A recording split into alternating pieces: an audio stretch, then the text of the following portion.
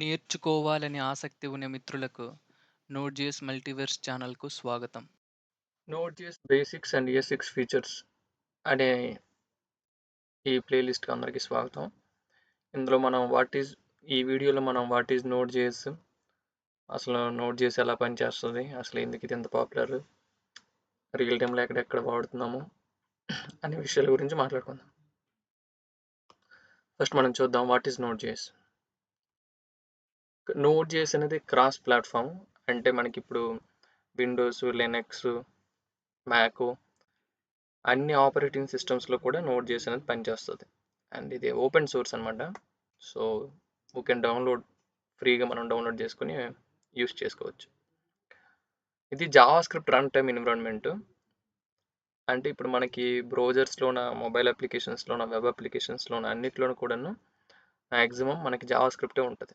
So నోడ్.js కూడా Java script ఏ V8 engine పైన అయితే రన్ అవుతుందో, ఏ రన్ టైం పైన అయితే రన్ అవుతుందో సేమ్ కాన్సెప్ట్తోనే నోడ్.js కూడా రన్ అవుతుంది. కాకపోతే నోడ్.js అనేది out side of the browser.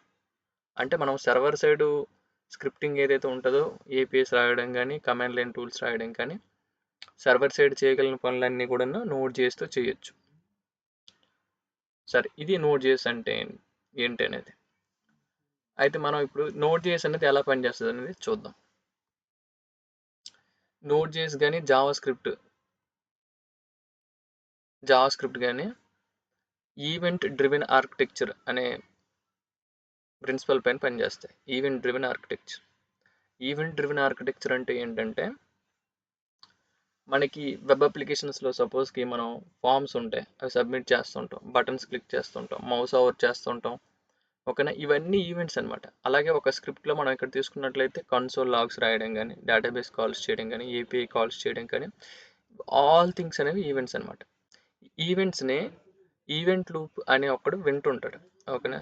ఈ listen to it. Event loop అనేది ఈ స్క్రిప్ట్లో జరిగే అన్ని ఈవెంట్స్ని లిజన్ చేసుకుని ఈవెంట్స్ అన్నిటిని ప్రియారిటైజ్ చేసుకుని, అంటే ఏది ముందు రావాలి, ఏది వెనక రావాలి అనేది ప్రియారిటైజ్ చేసుకొని, ప్రియారిటీ ప్రకారం ఒకటికొకటి ఎగ్జిక్యూట్ చేసుకుంటూ వెళ్తారనమాట.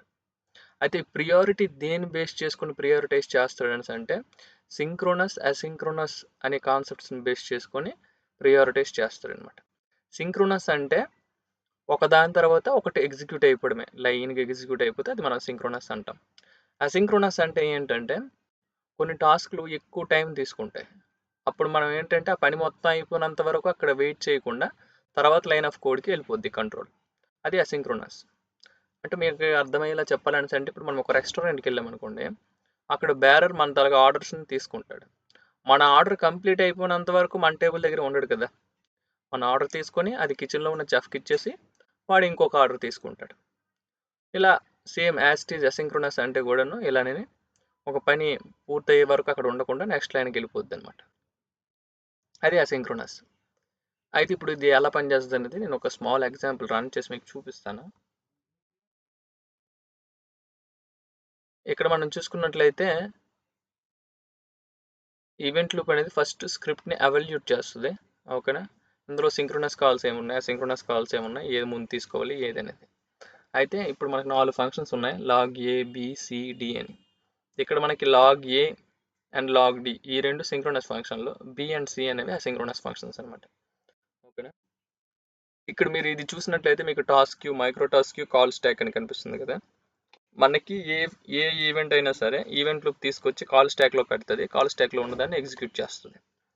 సో ఇప్పుడు మనకి ఏంటంటే ఈవెంట్ లూప్ ఈ కాల్ స్టాక్ పూర్తిగా ఎంటీ అయిపోయినంత వరకు ఎగ్జిక్యూట్ చేస్తూనే ఉంటుంది. That's what it is loop అనమాట, ఓకేనా. సో ఇప్పుడు మనం ఒక స్టెప్ బై స్టెప్ చూద్దాం. సో ఇప్పుడు లాగ్ ఏ అనేది సింక్రోనస్ ఫంక్షన్. సో ఇది వెంటనే ఎగ్జిక్యూట్ అయిపోద్ది, ఓకేనా. తర్వాత లాగ్ బి తీసుకున్నట్లయితే లాగ్ బి అనేది timer which is asynchronous function అనమాట, ఓకేనా. ఇది ప్రామిస్ కూడా అసింక్రోనస్ ఫంక్షన్, ఇది మైక్రో టాస్క్ క్యూలోకి వస్తుంది. లాగ్ డి వచ్చేసి మళ్ళీ సింక్రోనస్ ఫంక్షన్. సో ఇప్పుడు ఈ ప్రియారిటీస్ అనేది ఎలా అంటే, లెట్ సపోజ్కి మనం ఒక ఫేమస్ టెంపుల్కి వెళ్ళామనుకోండి, అక్కడ మనకి చూడండి ఇప్పుడు 300 రూపాయల టికెట్ ఉంటుంది, 500 రూపాయల టికెట్ ఉంటుంది, 500 టికెట్ ఉంటుంది.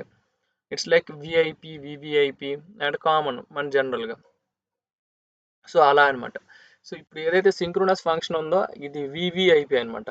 So it's like direct execute అయిపోవాల్సిందే, దీనికి మరి ఎవరు ఆపలేరు. ఓకేనా. నెక్స్ట్ వచ్చి మైక్రో టాస్క్ అనేది నెక్స్ట్ ప్రియారిటీ మనకి.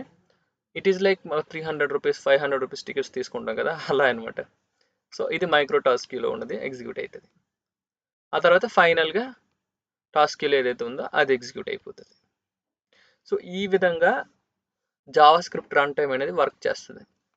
ఈ కంట్రోల్ ఫ్లో కానీ మనకు తెలిసింది అనుకోండి, ఏ ఈవెంట్ ముందు జరుగుతుంది, ఏ ఫంక్షన్ ముందు ఎగ్జిక్యూట్ అవుతుంది, ఏ తర్వాత ఎగ్జిక్యూట్ అవుతుంది, దేని తర్వాత ఏది ఎగ్జిక్యూట్ అవుతుంది అని ఈ విషయాలు మనకి తెలిసినాయి అంటే మంచిగా we can become a good developer అనమాట. అయితే ఇప్పుడు మనం what is Node JS, how it works అనేది తెలుసుకున్నాం. Why is Node JS and Node JS ఎందుకు నేర్చుకోవాలని అంటే, ఇప్పుడు మనకి ఫ్రంట్ ఎండ్లో కనిపించేవంతా కూడా మనకి బ్రౌజర్స్ ఓకేనా, మ్యాక్సిమం ఇప్పుడు జావా స్క్రిప్ట్ అనమాట. ఇది వెరీ ఫాస్ట్ అసింక్రోనస్ నేచర్ వల్ల. నెక్స్ట్ ఇప్పుడు మైక్రో సర్వీసెస్ అనే కాన్సెప్ట్ రావడం వల్ల ఏం చేస్తున్నారంటే, ప్రతి చిన్న పనిని వీలైనంత చిన్న ముక్కలు చేసి ఏది అవసరమో దాన్ని ఎక్కువగా స్కేల్ చేసుకుంటున్నారు. ఓకేనా. సో ఆ మైక్రో సర్వీస్ ఆర్కిటెక్చర్లో ఈ నోడ్ చేసింది ఇప్పుడు చాలా ఎక్కువగా వాడుతున్నాము. అందుకని ఇది ఫాస్ట్, స్కేలబుల్ అండ్ పాపులర్ కూడా. ఓకేనా. ఇది మనకి జావా స్క్రిప్ట్ అనేది మీరు నేర్చుకున్నట్లయితే రన్ టైమ్ మనకి ఇప్పుడు ఫ్రంట్ ఎండ్లో react JS, angular JS, view JS అవన్నీ కూడా జావా స్క్రిప్టే. మళ్ళీ మన బ్యాక్ ఎండ్లో కూడా node JS Java script. So మొత్తం మనం సర్వర్ సైడ్ అప్లికేషన్స్ చేయొచ్చు, ఫ్రంట్ ఎండ్ అప్లికేషన్స్ చేయొచ్చు. ఓకేనా. Even react native which is mobile applications అది కూడా జావా స్క్రిప్టే. ఓకేనా. అయితే ఇప్పుడు మనం దీన్ని రియల్ టైంలో కూడా మనం దీన్ని చాలా వాడుతున్నాము. ఓకేనా. రియల్ టైమ్ అప్లికేషన్స్ అన్ని చేయడానికి నోడ్ చేసి వాడుతున్నాము. అన్ని కంపెనీస్ కూడాను చాలా కంపెనీస్ జావా నుంచి నోడ్ జేఎస్లోకి కోడ్ని మార్చడానికి ట్రై చేస్తున్నాం. మనం రాసే బ్యాంక్ అప్లికేషన్స్ కానీ, మనకి నోటిఫికేషన్స్ వచ్చేది కానీ, అలాగే మనం రియల్ టైమ్ చాటింగ్ అప్లికేషన్స్ కానీ, ఐఓటీ అప్లికేషన్స్ కానీ, ఇలా నోడ్ జేఎస్ అనేది అన్ని డిఫరెంట్ సెక్టర్స్లో కూడా ఇప్పుడు బాగా పాపులర్గానే వాడుతున్నారు. అలాగే మనకి దీని తర్వాత కొన్ని స్టాటిస్టిక్స్ చూద్దాం.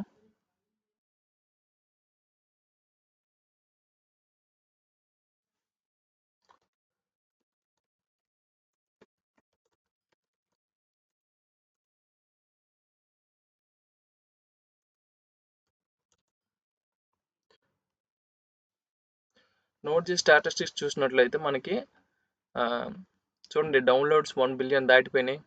ఓకేనా. ఎకో సిస్టమ్ కూడాను మనకి ప్రిఫరెన్స్ నోట్ చేసేసి ఫేవర్డ్ బోత్ న్యూ కమర్స్, 42% వరకు న్యూ కమర్స్ని. ఇది ఇంకా పెరుగుతూనే ఉంటుంది కానీ తగ్గదు. సో ఇది నేర్చుకోవడం వల్ల మంచి ఉపయోగం అయితేనే ఉంది ప్రస్తుతానికి. ఓకేనా. Okay, thank you for listening guys. తర్వాత వీడియోలో మళ్ళీ కలుద్దాం.